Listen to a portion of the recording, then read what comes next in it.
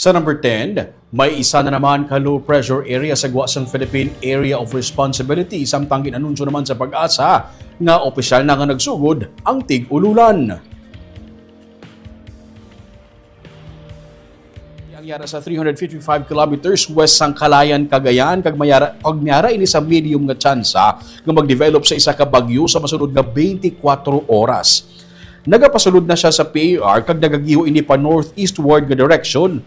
Ang giho sini o kung nagapalapit sa area sang Luzon. Hindi lang ang LPA ang magadalas sang ulan sa pungsod. Suyupon sang LPA ang habagat pakadto sa northern kag central Luzon gani sa masunod nga 2-3 ka adlaw may mga pag-ulan nga matupa sa Luzon. Sa Visayas, kung sa di nalakip ang Negros, mangin mainit ang panahon pero may mga posibilidad sang pagbubo sang ulan nga may upod nga pagpanaguob. Siniginamang hapon, gain anunsyo sang Pag-asa nga opisyal na nga nagsugod ang tig-ululan.